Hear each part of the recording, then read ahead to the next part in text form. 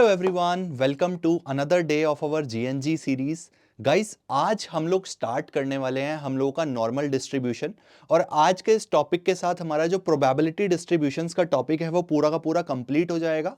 अभी तक last lecture में हमने पॉइजन डिस्ट्रीब्यूशन तक करा था, probability distributions, binomial and Poisson is done. आज नॉर्मल पढ़ेंगे, नॉर्मल डिस्ट्रीब्यूशन क्या होता है, क्यों पढ़ना है, कैसे सवाल आते हैं, और इसको भी समाप्त कर देंगे गाइस। इसके बाद आपके बहुत थोड़े छोटे छोटे से चैप्टर बच जाते हैं। इन्फ्रेंशियल स्टैटिस्टिक्स लगभग एक दिन का मैं लेके चल रहा हूँ, 1 या 2 दिन। टाइम बेस्ड डेटा 1 दिन का है। लीनियर प्रोग्रामिंग 1 दिन का है। छोटे छोटे वाले टॉपिक्स हैं और 2 बड़े हमारे मेजर टॉपिक्स बच जाते हैं। एक मैथमेटिक्स ऑफ फाइनेंस एंड दूसरा हमारा जो है first chapter, that is numbers quantification वाला, मॉड्यूलो ऑपरेटर्स, जहां पर हमें पढ़ने हैं, बोर्ड्स के बारे में पढ़ना है, स्ट्रीम्स के बारे में पढ़ना है। तो ये 2 टॉपिक बच जाते हैं हमारे बड़े, और 3 छोटे छोटे टॉपिक्स बच जाते हैं guys. So I am assuming कि हम लोग इसको भी जल्दी जल्दी खत्म कर देंगे। सो कमेंट में आप मेरे को जरूर लिखकर बताना गाइस कि इसके बाद कौन सा टॉपिक करना है, बिकॉज अब सब कुछ ही करना है। बट अगर आप लोगों को लगता है कि नहीं यार कोई टॉपिक टिपिकल लगता है, तो नीचे कॉमेंट में लिख देना एंड कोशिश करेंगे कि पहले वही पिकअप हम लोग कर लें। तो चलो, नेवरदलेस अभी फिलहाल हम लोग नॉर्मल डिस्ट्रीब्यूशन स्टार्ट करते हैं और समझते हैं क्या होता है नॉर्मल डिस्ट्रीब्यूशन। Let's begin.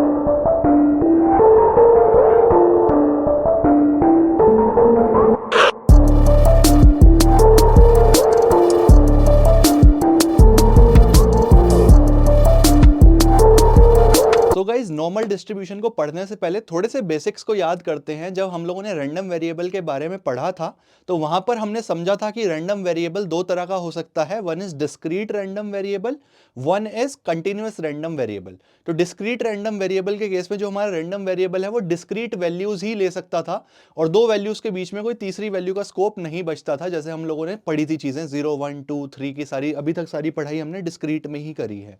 लेकिन मैंने आपको एग्जांपल दिया था कॉन्टिन्यूअस रैंडम वेरिएबल का, कि अगर आप लोग टाइम को देख रहे हैं, या फिर अगर आप लोग हाइट को देख रहे हैं, वेट्स को देख रहे हैं, तो किसी भी 2 हाइट के बीच में ऑफ कोर्स एक ऐसा नंबर आ सकता है, एक ऐसा वैल्यू आ सकता है जो हम डिफाइन कर पा रहे होंगे। तो हाइट्स हो गए, वेट्स हो गए, टाइम हो गया, इसको हम लोग डिस्क्रीटली स्प्लिट नहीं कर सकते हैं। आप कोई भी दो दो नंबर उठाएं कि इतने सेंटीमीटर और इतने सेंटीमीटर के बीच में क्या कुछ आ सकता है, मैं कहूंगा यस आ सकता है। आप उनका जो है मीन लेते जाओ और बीच में चीजें डेवलप होती चली जाएंगी। तो इस तरह के वेरिएबल्स जहां पर कॉन्टिन्यूअस रैंडम वेरिएबल का डिस्कशन है, उसके लिए हम लोग जो अभी तक डिस्ट्रीब्यूशंस पढ़ रहे थे वो वैलिड नहीं होता है। उसके लिए हमें एक स्पेशल टाइप ऑफ डिस्ट्रीब्यूशन पढ़ना होता है, दैट इज नॉर्मल डिस्ट्रीब्यूशन। तो यही है हमारा बेस। क्यों पढ़ना है? क्योंकि अभी तक हमने डिस्क्रीट पढ़ा, अब कंटिन्यूअस की हम लोग पढ़ाई शुरू कर रहे हैं। तो क्या होता है नॉर्मल डिस्ट्रीब्यूशन, तो उसको समझने के लिए गाइस थोड़ा सा इधर बोर्ड पर आएंगे और देखेंगे क्या होता है नॉर्मल डिस्ट्रीब्यूशन। जितनी जितनी बातें मैं इसमें बताता जा रहा हूं उतनी उतनी आपको याद रखनी है। इससे ज्यादा बहुत ज्यादा रिक्वायरमेंट नहीं है, उसके बहुत ज्यादा सवाल भी नहीं बनते हैं, ठीक है। बेसिक सा ही है हमारे सिलेबस में, ठीक है। तो नॉर्मल डिस्ट्रीब्यूशन के केस में सबसे पहली बात आपको जो याद रखनी है कि ये कंटिन्यूअस रैंडम वेरिएबल के लिए डिफाइन होता है। कंटिन्यूअस रैंडम वेरिएबल के लिए हम लोग इसको डिफाइन करते हैं, ठीक है। और जैसे हमने बाइनोमियल डिस्ट्रीब्यूशन और पॉइजन डिस्ट्रीब्यूशन में प्रोबेबिलिटी डिस्ट्रीब्यूशन टेबल बना दिया था, यहां पर बेटा उस तरह से डिस्क्रीट फॉर्म में इस तरह से टेबल बनाना इंपॉसिबल हो जाता है, क्योंकि आप x की वैल्यूज इनफाइनाइट डिफाइन कर सकते हो। ऐसा नहीं है कि ये 0 1 2 3 और खत्म हो गया, नहीं, ये चीज आप नॉर्मल डिस्ट्रीब्यूशन में नहीं कर पाते हो। रीजन इज वेरी ऑब्वियस कि मैंने बताया आपको x की वैल्यूज डिस्क्रीट नहीं होती हैं इस केस में। तो यहां पर जो हम स्टडी करते हैं बेटा, वो किसकी करते हैं? नॉर्मल डिस्ट्रीब्यूशन के केस में हम लोग स्टडी करते हैं कर्व की। कर्व में भी एक स्पेशल टाइप ऑफ कर्व होता है नॉर्मल डिस्ट्रीब्यूशन के केस में, which is the bell shaped curve. इस तरह से ये कर्व होता है पूरा आपका, ठीक है। और इस कर्व को, मतलब अगर मैं नॉर्मल डिस्ट्रीब्यूशन का फंक्शन डिफाइन करूं तो उसको प्रोबेबिलिटी डेंसिटी फंक्शन भी हम लोग बोलते हैं। ये शब्द भी आपको याद रखना है, probability density function. Probability density function. तो कंटिन्यूअस के केस में जो कंटिन्यूअस रैंडम वेरिएबल है, हम लोग टेबल की जगह उसे कर्व में डिफाइन करते हैं। कर्व में हर छोटी छोटी वैल्यू के लिए कुछ ना कुछ चीजें आ रही हैं, ठीक है। तो ये हमारा बेल शेप्ड कर्व होता है बच्चों, ये हमारा बेल शेप्ड कर्व होता है। बेल शेप्ड कर्व हम लोगों का ये होता है नॉर्मल डिस्ट्रीब्यूशन के केस में, ठीक है। और इस तरह से ये दिखेगा आपको पूरा, ठीक है। इस तरह से आपका पूरा का पूरा ये कवर करता है। एक और चीज, जैसे कि मैंने आपको एरिया अंडर द कर्व पढ़ाया था, तो उसमें मैंने आपको बताया था कि कर्व का अगर एरिया निकालना हो तो इंटीग्रेशन की हेल्प से हम लोग निकालते हैं। तो क्योंकि ये पूरा बेल शेप्ड कर्व है और ये प्रोबेबिलिटीज को डिफाइन कर रहा है, तो क्या मैं ये लॉजिकली कह सकता हूं कि अगर मैं इस पूरे चीज का एरिया निकाल लूं, इस पूरे कर्व का एरिया निकाल लूं, वो किसके बराबर आना चाहिए? टोटल प्रोबेबिलिटी के, तो वो 1 के बराबर आना चाहिए। इसको क्या मैं ऐसे लिख सकता हूं बेटा, इंटीग्रेशन माइनस इंफिनिटी यानी कि माइनस वाले अंत से लेके प्लस वाला अंत एफ एक्स डी एक्स बराबर किसके होना चाहिए? 1 के। 1 के क्यों होना चाहिए? क्योंकि सम ऑफ टोटल प्रोबेबिलिटीज 1 होता है। तो कंटिन्यूअस केस में सारी की सारी जितनी भी प्रोबेबिलिटीज बैठती हैं इसके अंदर ही आएगी। ठीक है, ये वाली बात आपको बेटा याद रखनी है। नॉर्मल डिस्ट्रीब्यूशन के केस में एक चीज और होती है हमारी, मीन बराबर मीडियन बराबर मोड। ये तीनों चीजें बराबर होती हैं in case of normal distribution. Standard normal distribution अलग कहानी है, कंफ्यूज मत होना, उस पर बात करेंगे। मैं सिर्फ अभी नॉर्मल डिस्ट्रीब्यूशन की बात कर रहा हूं। ठीक है, इतनी बात बेटा आपको याद रखनी है। अच्छा, एफ एक्स की ना कुछ वैल्यू भी होती है बेटा।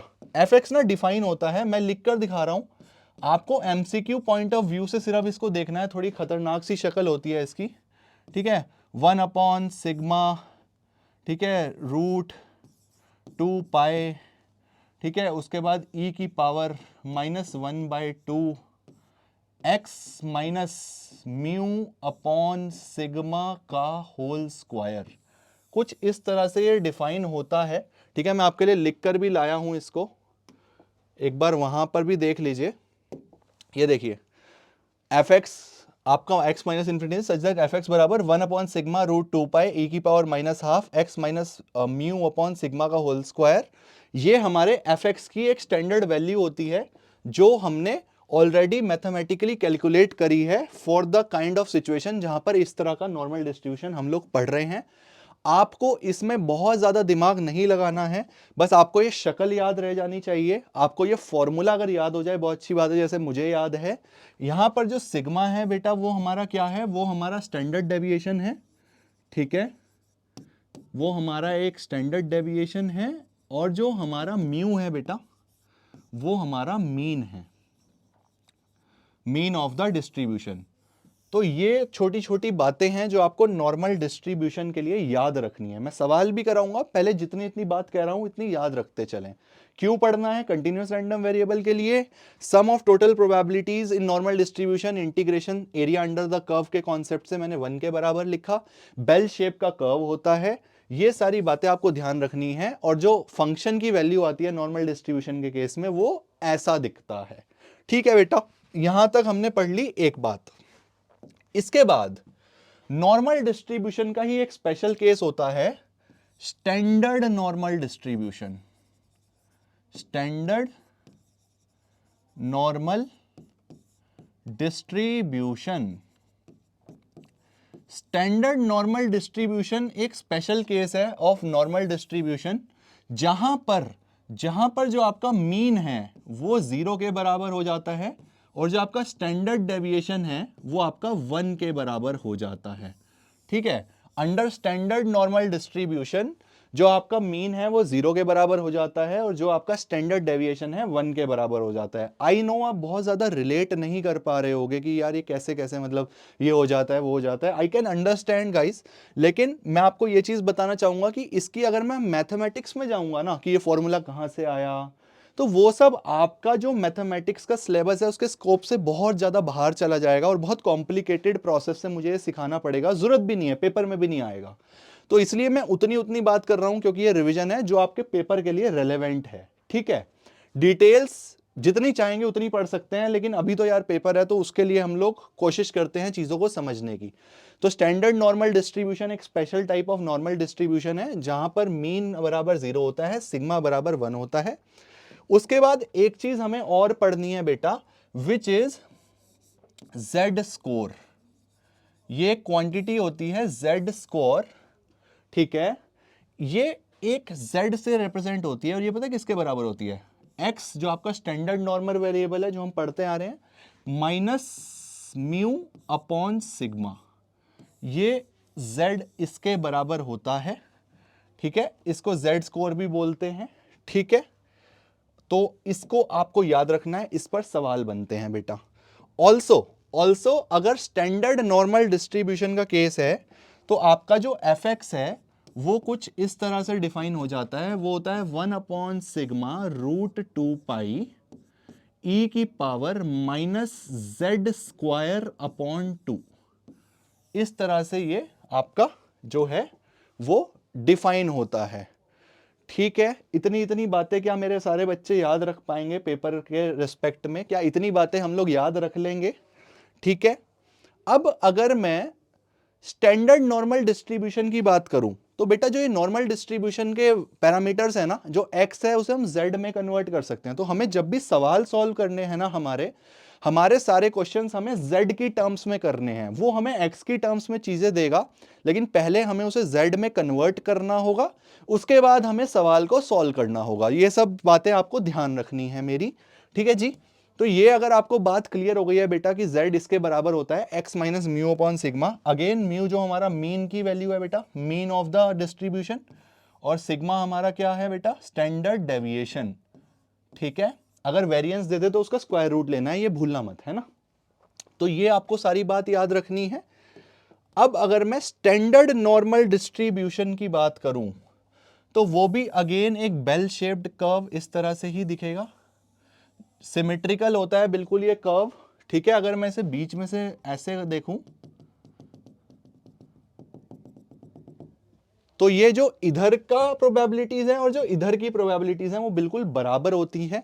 अगर इधर के एरिया की बात करूं और इधर के एरिया की बात करूं तो उसकी वैल्यू भी बिल्कुल बराबर होती है बेटा। ठीक है, अगर मैं इसको एफ एक्स से डिनोट कर रहा हूं फॉर एग्जाम्पल, ठीक है, और ये मत भूलना कि ये स्टैंडर्ड नॉर्मल डिस्ट्रीब्यूशन है, स्टैंडर्ड नॉर्मल डिस्ट्रीब्यूशन। अगर मैं इसको इस तरह से बोल रहा हूं फॉर स्टैंडर्ड नॉर्मल डिस्ट्रीब्यूशन बेटा, अगर मैं बात करूं एफ ऑफ 0 की या फिर इसकी, तो एफ ऑफ 0 जो होता है ना, बहुत सारे बच्चे गलती करते हैं 0 लिख देते हैं बेटा, वो ना 0.5 के बराबर होता है, 0.5 के बराबर होता है। ये बात आपको बहुत जरूरी ध्यान रखनी है, यानी कि ये जो वैल्यूज हैं यहां वाली, यहां तक का ये 0.5 के बराबर होगा। आधा, मैंने आपको बोला ना, आधा आगे आधा पीछे, टोटल तो भाई 1 होने वाला है सम। ठीक है ना, तो जो आधा है 0.5 के, 0, जब हम 0 की वैल्यू उठा रहे हैं तो वो 0.5 आएगा, यानी कि आधा कवर हो गया। इसको आप ऐसे भी समझ सकता है बेटा कि अगर मैं कुछ कर्व्स ड्रॉ करता हूं आपके लिए, आई थिंक तब आपको बेहतर समझ में आएगा। लेट्स ड्रॉ सम कर्व्स बेटा। अगर वो बोलता है, मैं बेल शेप्ड कर्व्स ही बनाता हूं। पहली कंडीशन ले लेते हैं कि ये हमारा z है, ठीक है, स्मॉल z।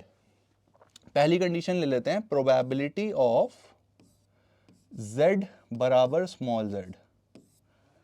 तो उसका क्या मतलब होगा वो समझते हैं हम लोग, साथ साथ ही बनाता हूं बेटा, मेरी तो टिप्स पे है। उसके बाद दूसरा ऐसे ले लेते हैं, ये एक और कर्व है, इसको हटा दो। ये एक और कर्व ले लेते हैं, ये आपका z1 का वैल्यू है, ये आपका z2 है।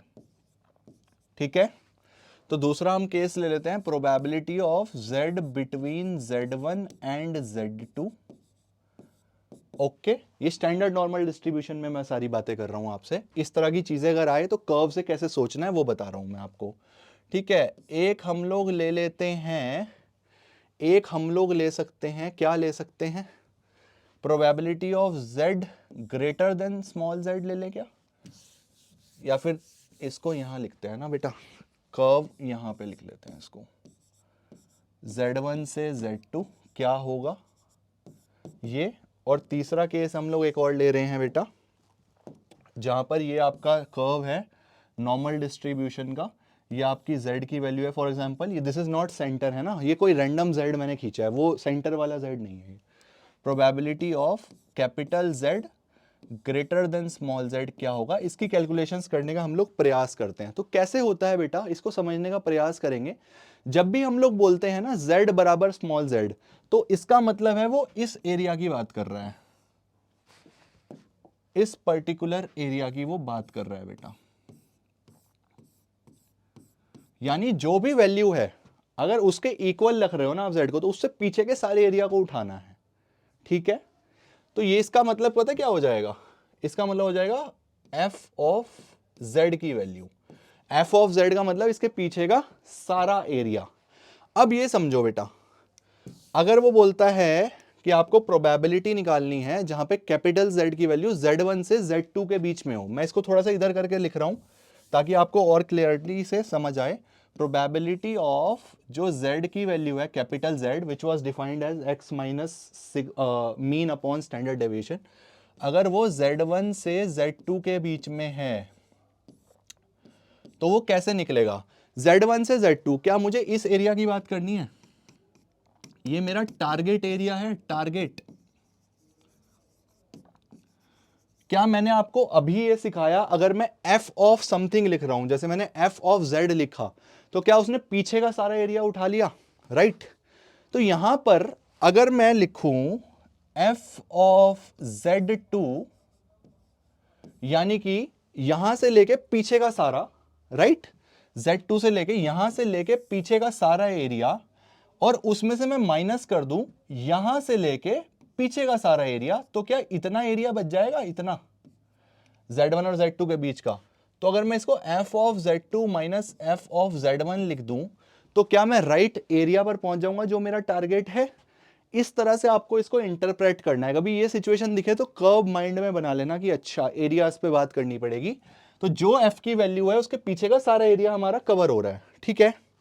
तो मैंने Z2 माइनस Z1 क्यों करा, आपको समझ आ गया क्या बेटा।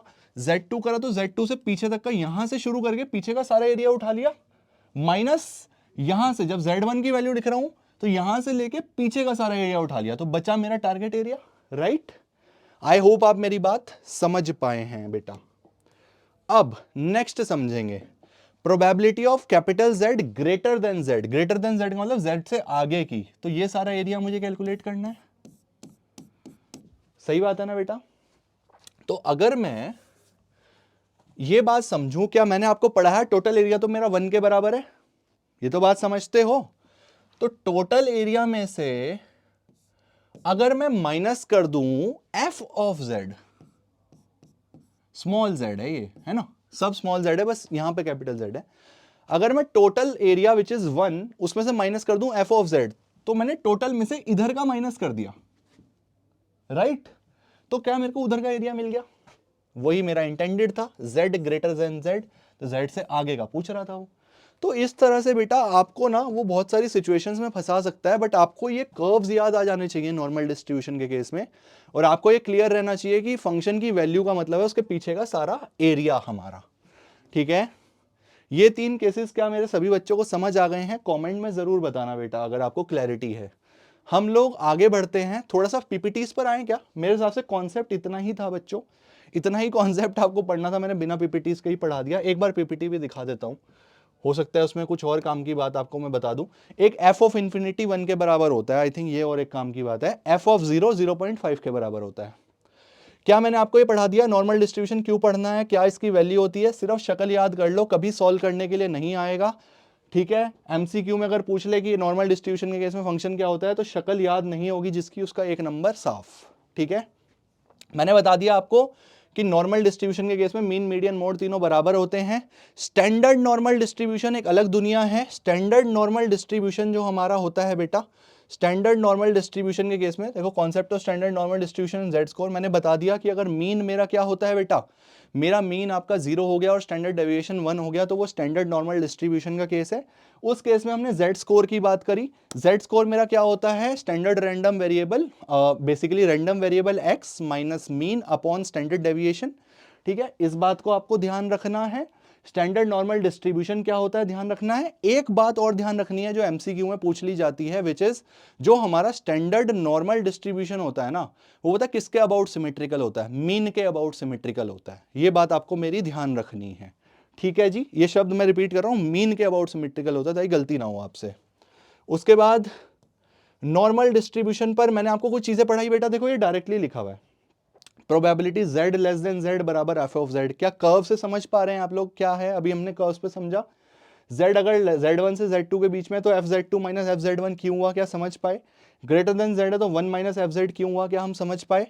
f ऑफ 0.5 होता है, f इन्फिनिटी 1 होता है, f of minus z 1 minus fz के बराबर होता है। ये बात भी आपको ध्यान रखनी है बेटा, ये भी एक इंपॉर्टेंट पॉइंट है।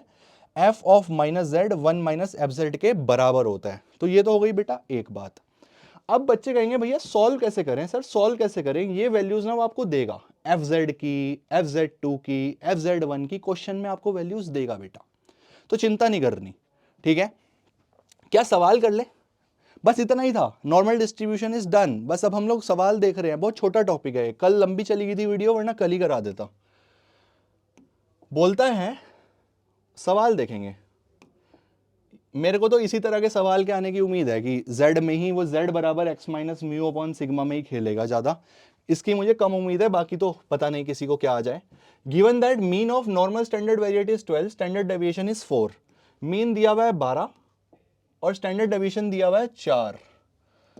मीन दिया हुआ है बेटा 12, स्टैंडर्ड डेविएशन दिया हुआ है 4, ठीक है? अगर वेरिएंस दिया होता 16 तो भी स्टैंडर्ड डेविएशन तक पहुंच जाते मेरे सभी बच्चे, यस।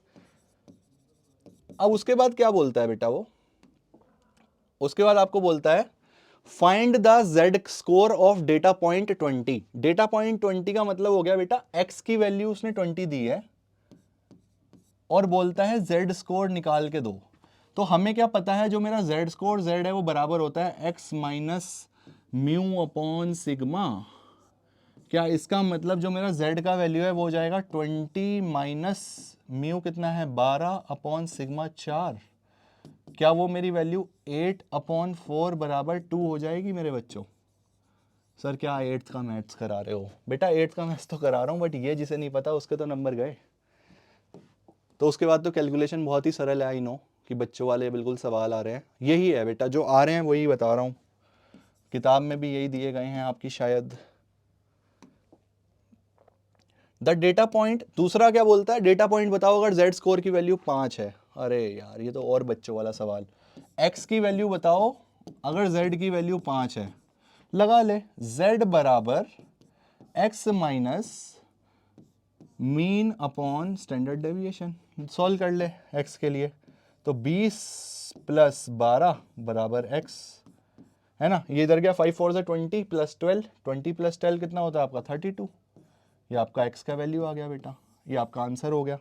बहुत सिंपल, ये तो कर लोगे ना तुम इजीली, मुझे पता है तुम ये सब कर लोगे बेटा, तुम लोग बहुत कुछ पढ़ के बैठे हो, तुम सब कर जाओगे। दोबारा बोलता है x की वैल्यू बताओ अगर z स्कोर की वैल्यू -2 है। अब ये होमवर्क में कर लो यार, z की वैल्यू -2 है, मीन भी पता है, सिग्मा भी पता है, x निकाल लोगे क्या? कर लेना, कुछ नहीं है इसमें से, वही सेम फॉर्मूला लगाओ, x की वैल्यू निकाल दो। माइनस है तो क्या हो गया, टाइम पास कर रहा है ये सवाल, है ना? फंडा समझ के कैसे सवाल आएगा तो कैसे करना है। एक इस तरह का सवाल हो गया बेटा, एक आपका लैंग्वेज वाला सवाल होता है, एक आपका लैंग्वेज वाला सवाल होता है। वो क्या बोलता है, given that scores of a set of candidates on an IQ test are normally distributed. बोल दिया नॉर्मल डिस्ट्रीब्यूशन है, खुद ही बता देता है पॉइजन है नॉर्मल है, टेंशन नहीं। Given that scores of a set of candidates on an IQ test are normally distributed if the IQ test has mean of 100 standard deviation of 10। लो जी, अगर ना भी बताता नॉर्मल डिस्ट्रीब्यूशन, क्या तुम समझ जाते मीन दे रहा है स्टैंडर्ड डेविएशन दे रहा है, ये दो चीजें कहाँ यूज हो रही हैं? नॉर्मल डिस्ट्रीब्यूशन में। बाकी जगह तो वेरिएंस वेरिएंस वेरिएंस कर रहे हैं हम लोग, तो ये भी एक हिंट है। बोलता है मीन 100 है और डेविएशन हमारा 10 है, तो मीन बराबर 100 है, स्टैंडर्ड डेविएशन बराबर 10 है। ये हमने पढ़ लिया जी। चलो अगली बात बताओ, क्या कहना चाहते हो? What is the probability that a candidate who takes the test will score between 90 to 100 to 110? ठीक है, तो वो बेसिकली आंसर में क्या चाहता है आपसे, वो चाहता है प्रोबेबिलिटी बताओ कि जो बच्चे का स्कोर है स्टैंडर्ड रैंडम वेरिएबल में वो 90 से लेके 110 के बीच में आए। तो यहाँ पर ना बच्चों से गलती हो जाती है बेटा, यहाँ पर बहुत सारे बच्चे ना पता क्या गलती करते हैं, विच इज रॉन्ग। वो ये कर देते हैं कि वो f of 110 minus f of 90 करना पसंद करते हैं, क्योंकि वो ये चीज़ भूल जाते हैं कि बेटा ये x दिया हुआ है। ये सब फंडे ना सिर्फ z के केस में एप्लीकेबल हैं। पहले आपको z में चेंज करना पड़ेगा। पूरे सवाल को पहले z में लाओ, फिर ये सब सोचो, ठीक है। तो यहां पर ये गलती हो जाती है। राइट प्रोसेस इसका क्या है, बस एक बार देख लूं। 90 110 ही बोला ना उसने। खैर वो तो अगर कुछ और भी बोला होगा तो तुम समझ जाओगे कि कैलकुलेशन एरर है वो, बेसिकली रीडिंग एरर। वो कुछ भी दे दे, हमें उससे फर्क नहीं पड़ता। 90 110 दिया है, मीन दिया है, स्टैंडर्ड डेविएशन दिया है। कैसे कर सकते हैं मेरा बेटा, कैसे कर सकते हैं? सबसे पहले x बराबर 90 के लिए z निकाल लो। फॉर x बराबर 90 z कितना होगा? 90 माइनस मीन कितना है बेटा? 100 अपॉन स्टैंडर्ड डेविएशन कितना है? 10। तो z क्या है मेरा? -1। फॉर x बराबर 1110 z कितना होगा? 1110 minus 100 upon again 10 which is 1। Okay, तो सर इसका मतलब ये हो गया कि जो उसने बोला प्रोबेबिलिटी बताओ कि कोई स्टूडेंट, जो हमारा सक्सेस है, जो हमने रैंडम वेरिएबल डिफाइन करा, वो 90 से 110 के बीच में स्कोर करे। इसका मतलब ये भी हो गया कि मुझे कैपिटल Z -1 से 1 की वैल्यू निकालनी है। राइट बेटा, अब आप यहां पहुंच गए ना, अब आप सही ट्रैक पे हो। तो क्या मैंने सिखाया था, या तो इसे आप मन में प्लॉट करके देख लो कि ये है सर, ये -1 है, ये 1 है, 1 और -1 का एरिया बोल रहा है, तो 1 से पहले का f(1), और उसमें से अगर यहां से यहां तक का एरिया ले रहा हूं, उसमें यहां से यहां तक का माइनस कर दूं, तो क्या मेरा बैलेंस एरिया बच जाएगा? यस। यहां तक मैं इसको सॉल्व कर सकता हूं बेटा। इसके बाद ना मेरी क्षमता सॉल्व करने की नहीं है। रीजन बताऊं क्यों? आपको सवाल में ना इनकी वैल्यूज मिलेंगी, वो यहीं पर लिख कर दे देगा ब्रैकेट में f(1) बराबर 0 पॉइंट समथिंग, f(-1) बराबर समथिंग, वो गिवन होगा आपको। This was everything about normal distribution बेटा। आई होप आपको सब चीजें क्लियर हो गई। इतना ही हमें नॉर्मल डिस्ट्रीब्यूशन में पढ़ना है, एंड इसी के साथ आपका जो प्रोबेबिलिटी डिस्ट्रीब्यूशन का चैप्टर है वो समाप्त होता है। ये सारे टॉपिक्स आपको बहुत अच्छे से करने हैं, प्रैक्टिस करनी है। इजी चैप्टर है, 10 नंबर फ्री के हैं, आई बिलीव 10 नंबर का है ये, या फिर जितने भी मार्क्स का, ये फ्री के मार्क्स हैं। बहुत सिंपल कॉन्सेप्ट्स हैं, और एक बार फॉर्मूला याद हो जाए तो इजीली हो जाएगा। तो आई होप आपको सब चीजें क्लियर हो गई हैं। Let's close this video, and अगले वीडियो में मिलते हैं guys with a new chapter, with a new unit, और फटाफट से चीजों को क्लोज करने का प्रयास करते हैं। चलिए, थैंक यू सो मच।